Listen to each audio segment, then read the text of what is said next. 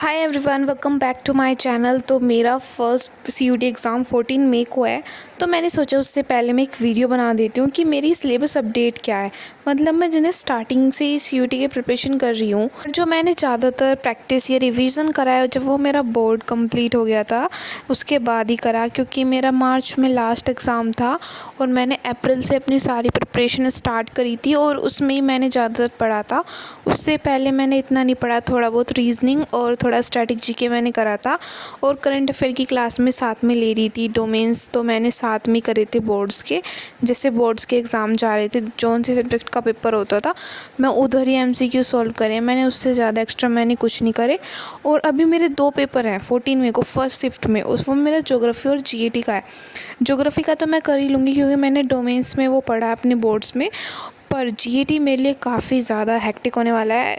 मैं काफ़ी क्वेश्चंस मैं सोल्व कर रही हूँ, मैंने इतनी सारी नोटबुक भर दी है, फिर भी मेरे से क्वेश्चन जब मैं मॉक टेस्ट लगाने बैठती हूँ 50 40 80 एक बार 100 मार्क्स बने। मैं काफ़ी ज़्यादा खुश हो गई कि मेरे अब मुझे आ गया है जीएटी। देन फिर नेक्स्ट मॉक टेस्ट में मेरे मार्क्स गिर जाते हैं। थोड़ा बहुत जो मुझे लगा था कि जीएटी में मेरी नैया पार हो सकती है वो भी गई।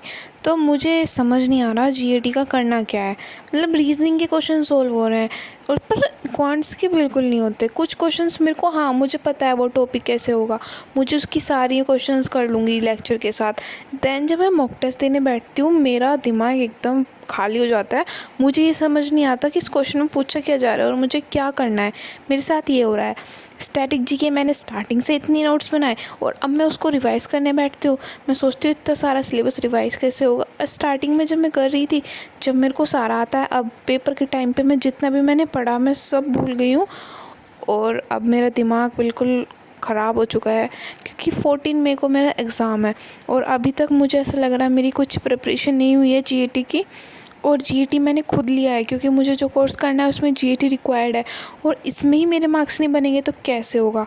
तो अब मुझे समझ नहीं आ रहा था क्या करना है, इसलिए मैंने अब शांत दिमाग से क्या करा, अब मैं दोबारा से मेरे जो नोट्स थे उनको रिवाइज़ कर रही थी और जो टॉपिक मेरे से नहीं समझ में आ रही मैं उसको दोबारा से लेक्चर देख रही हूँ और क्वेश्चन प्रैक्टिस कर रही हूँ और पीवाईक्यू सॉल्व कर रही हूँ। मुझे पता है अब टाइम नहीं है, पर जितना भी है मैं अपना पूरा 100% देना चाहती हूँ।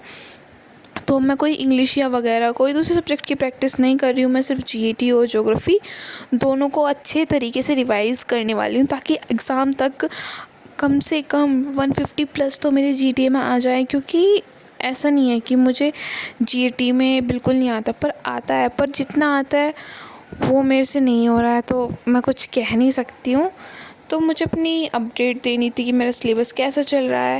If you are new to my channel then subscribe, और आगे सीयूटी से रिलेटेड वीडियो आने वाली है और मैं एक्सपीरियंस भी शेयर करूँगी। Thanks for watching and subscribe for more.